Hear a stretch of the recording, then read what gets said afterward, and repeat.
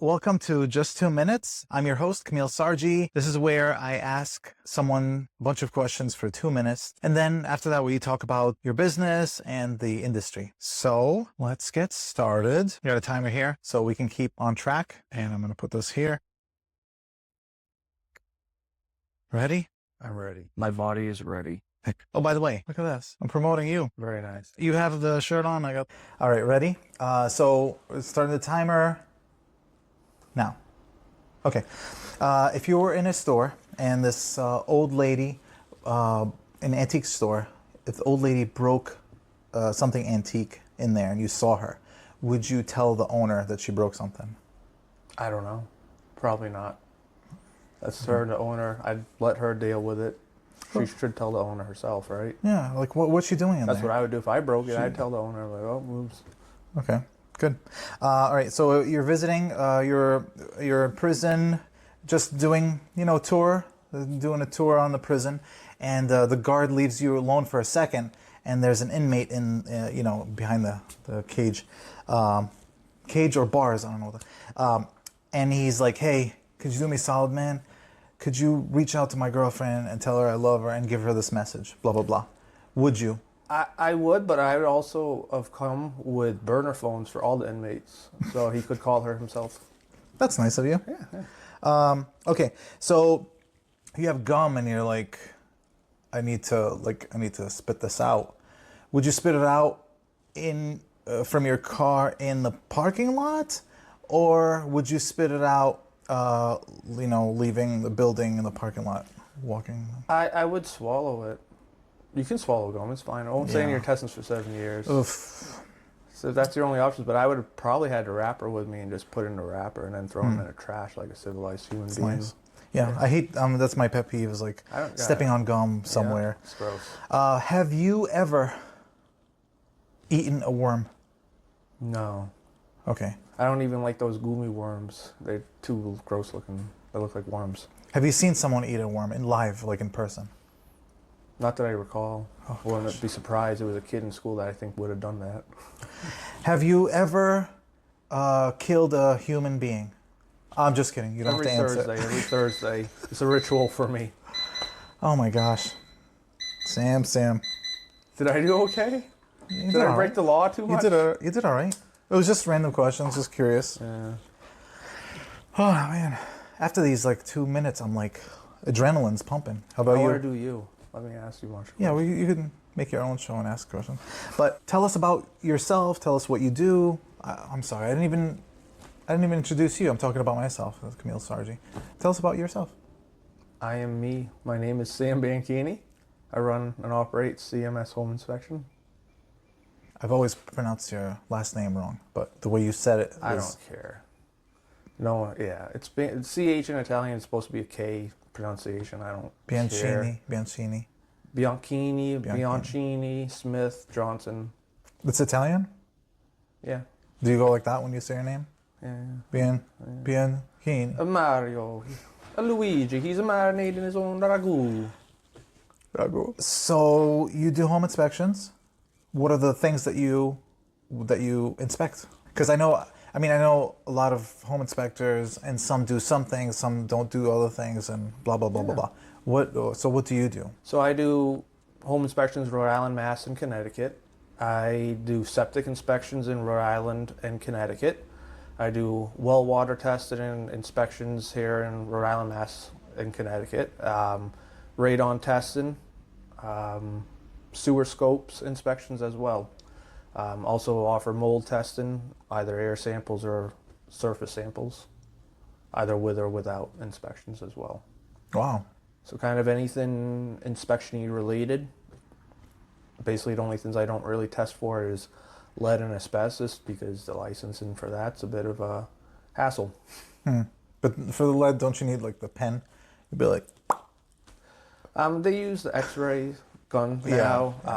They still do scrape testing. Actually, it's kind of interesting that they do that still. Actually, the child, if you adopt a kid, I guess I've had a client where they had to get tested, the house that they were buying tested prior to buying it, because they had a kid in foster care, And the state came out and did it themselves, and the state doesn't use the gun. They still just use scrape and then send it to a lab. It's Okay. good old government.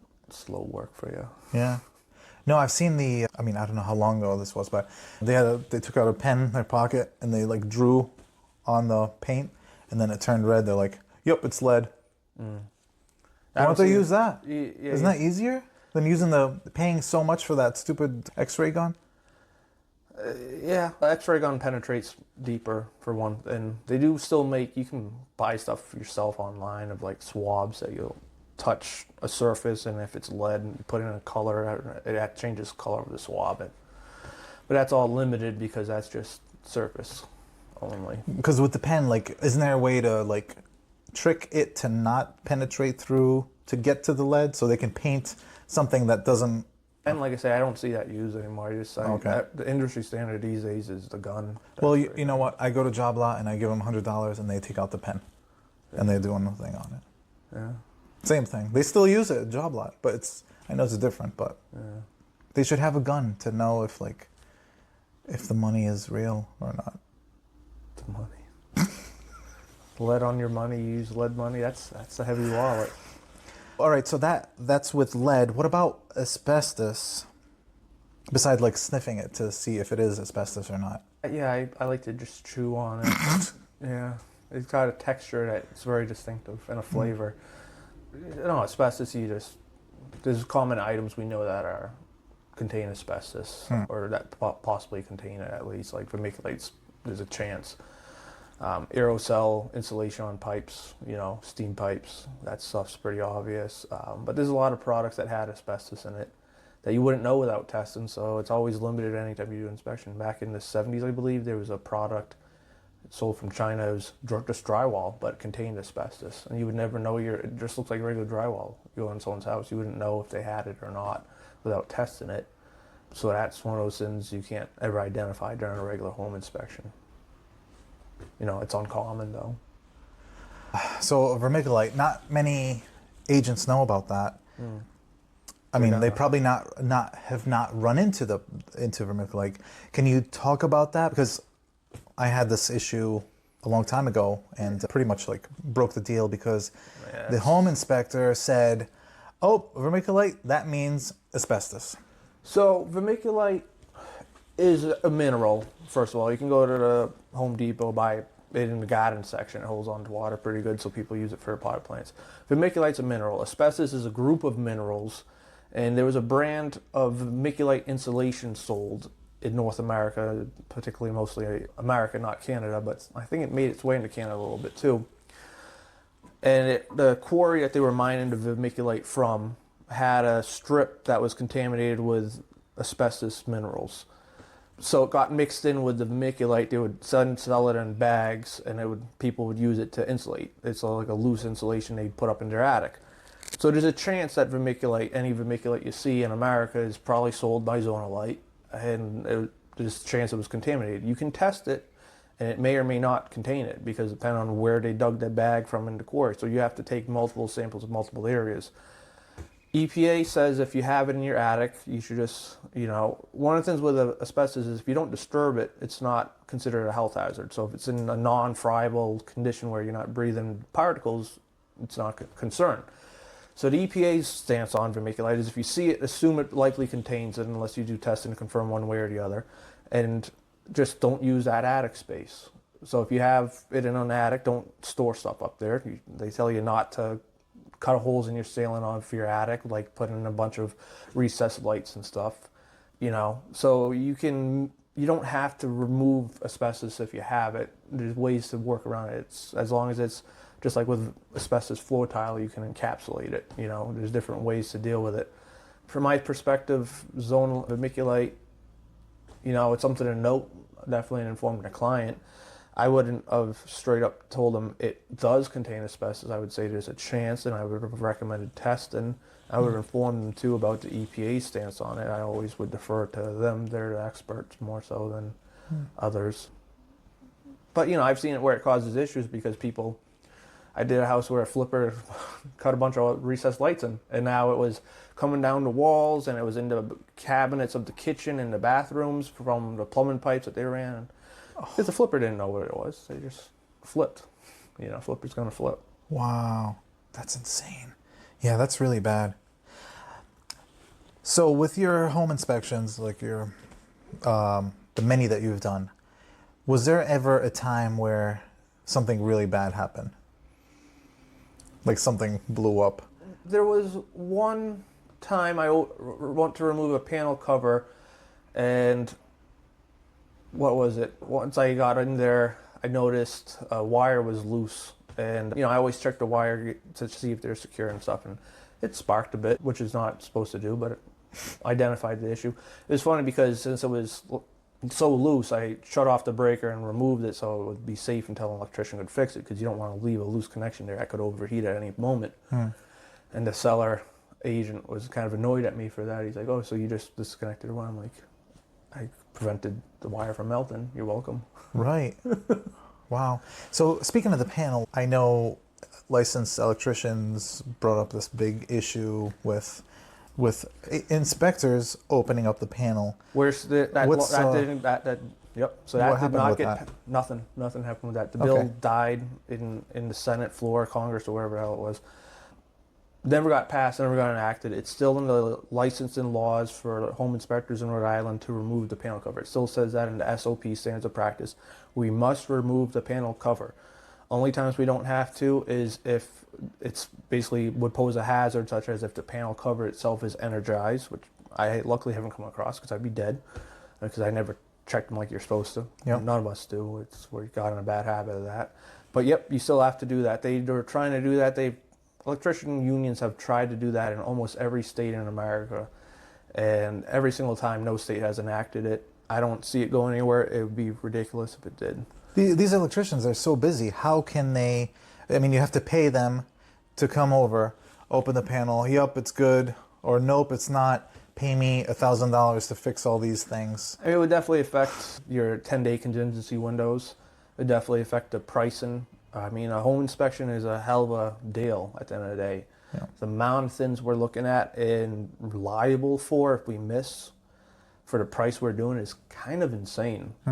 So an electrician's going to charge you a good amount just to come out and do that. And yeah, good luck finding one in 10 days, like you said. The other issue is conflict of interest. Home inspectors were legally not allowed to do any repairs, even if I'm a licensed electrician too. If I owned CMS Electrical Company, if I find an issue in your house in Rhode Island, I'm not allowed to do any repairs on that for any company I have a vested interest in for a minimum of 12 months after inspection. So I can't come to you and say, you have this issue with your electric, now hire CMS Electric and I'll come out and fix it for you. Yeah. Because for all you know, as a consumer, I just told you a load of lies. Or it could be a company that you invested your half owner of until, Yeah. So yeah, you're not legally allowed to do that. My concern from that is electrician is someone unscrupulous going to come out and tell you, oh, your panel needs to be replaced. Hire me on a house you're buying, and there was nothing wrong. I actually had that happen one time. I was trying to sell my house, and I needed an electrician to go out there. My first house I was selling about 12 years ago, and I just need a couple double taps fixed on record. I mean, I should have really opened up and looked at it myself, but whatever. It was just one of those things. First time I'm selling a house and think things through. And the guy came out, and it's a GE panel with a little tiny mini breakers. You can still go to the store. There's tons of them out there. He told me it was antiquated and you can't get parts for it anymore. And he told me I should replace it because he thought I was the buyer. He thought I just bought the house and just moved in. And he thought he could upsell me. I'm like, nope, I'm trying to just sell the house, do as little to it as I can because it is what it is at this point. And if I was a stupider person who didn't know that it's not antiquated, it's not like it's some outdated, it's not like a breaker you can't buy. You can just walk into Lowe's and get it. And he tried selling me a whole new panel because he saw money. And that's what drove you, that and the being in the home inspection, that's what drove you to start your business. Yeah. Isn't it? Kind of, yeah. So some of that, I've gone through the inspection process myself, buying 2 houses so far and selling the one. First home inspector missed some stuff that I thought was pretty obvious. It was kind of interesting. It was a Massachusetts licensed inspector, so my guy told me not to use a Rhode Island guy because back then there was no licensing. And he missed some stuff that was pretty obvious. You know, like the roof, he said had some damage and needed to be repaired, but he failed to mention it was an asphalt shingle roof on a flat roof, which you can't do. Oh man, yeah. That's common knowledge. If I had walked the roof, and I would have known that, even though I was an inspector. I wasn't an inspector back then. Yep. So first year I moved, living in the house, water damage all on my roof, on my bedroom ceiling. I have to replace that whole section because that was a flat roof section. So that's just something I think a home inspector should have caught. Wrong material on a wrong roof slope, pretty obvious. You know, and then when I went to sell that house, we had a licensed guy, a Rhode Island company here, come out and did an inspection and said a lot of stuff that was kind of interesting. Like he said, because I had cloth jacketed, non-metallic sheet wire, and that the whole house was unsafe electrically speaking. That those wires are older, yeah, but they all had grounds. They were all, the jacket and the sheathing was all in good condition. Said some stuff like I was missing a window. Like he said, I literally didn't have a window, and I did have a window. I tapped on the glass and said, I'm like, it looks like the glass is there. Yeah, I don't know. Wow. I don't know what happened there. And there's some other stuff that, like, I think he could have confirmed. Like he couldn't confirm with my bathroom exhaust vented outside, but because there was no attic access in that house, so turn the fan on, walk outside, you can see the damper of the exhaust open up. Yeah. That's what I do for my clients. It's not hard to do that. You open the door and walk out. So another question is, what percentage of homes that have a bathroom fan that it's not connected and not venting outside, is actually venting to the attic? What percentage of homes have it set up the wrong way? I mean, it's one of the more common things I see, yeah. And what percentage would you throw at it? You know, 60% maybe. 60%. 60% are vented outside, sorry. 40% aren't. 40%. Yeah, it's pretty common. New construction, you won't see that really anymore. Because I mean you know, you're showering, all the steam gets vented and stays in the attic, and what happens after that? Like, you'll get a little mold growth just in that location. Yeah. I see that. So I see mold in attics a lot, and it's odd because every time I see mold in an attic, the agents always ask me, was this bathroom venting up in the attic? And I'm like, well, in this case, yes. In this case, no. But people seem to think like if you vent a bathroom exhaust fan up in an attic, the whole attic's going to turn to mold. In my experience, it's just a little pocket area right where the fan's blown onto. So I come across a lot of mold in attics because attics aren't ventilated correctly. You need intake and exhaust vents, and if you don't have the right mixture, your attic's going to get too hot, too humid, and it will promote mold growth. So I've gone in attics where it's mold all throughout, everywhere, and the agent's trying to say it's because the bathroom wasn't vented out, and I'm like, yeah, that's not how this works. Yeah. But yeah, it's pretty common. My favorite is when they bother to go up there, put a little louver damper on it in the attic, keep like rodents from getting in the duct, I guess, and going in. I don't know. It's interesting stuff. That's awesome. I'm like, yeah. And I've had flippers do that, and they try and argue with me, well, the attic's vented, so I can do that. So I'm like, no, you're not supposed to, but okay. So I got two more questions. First, I asked if there was any crazy blow up that happened, but while you're walking around with a buyer looking at a home, in your experience, I mean, in your database, have you ever had a buyer touch something or do something they weren't supposed to and mess up anything? No, luckily not, no. I have had buyers, when I'm showing them the panel, I tell them always, keep your hands out. I'm going to put my hands in, I know where to touch and where not to. But I had one older guy start reaching in. He said he wasn't going to, but I got nervous and I just kind of pushed his arm out. He's like, oh, sorry, sir. And I was like, you're calling me sir? First of all, that's weird. But I mean, that's the thing that makes me a little nervous is I want to show the clients what I'm talking about in the panel. You'll see the photos, but sometimes you need to explain and they want to see right there, you know, and sometimes it helps to explain with the agent present so they can see too, because the report's going to be brief. I'm not going to rattle on my report. Any issue I find is going to be like 2 sentences to explain it, identify it, and recommend a repair. So it's good to sometimes go over it. But yeah, I just don't understand why some people feel the need to. I'm showing you don't need to reach and go, what's that? Just you know, please. This wire's hot. Touch it. See how hot it is. Yeah. Some people, they don't understand. I've gone on my test drive and I've showed them like the spine, the main spine. I'm like, all right, there's 100 amps right here. If you touch this, see, with my little test, I'm like, this part right here. If you touch that, you're gone. Bye. Yeah. And they're like, oh wow, I didn't know that. Okay. And then they step back a little further. Yeah. You know. So I have something to admit. I've been on home inspections, and I've also been around with contractors or construction or whatever. Usually me, it's someone else standing there, but the home inspector is like digging down and their butt crack is showing. And, you know, we're both staring at it, like me and the buyer or buyers, we're all staring at the butt crack. Yeah. And it takes about like a few seconds to realize.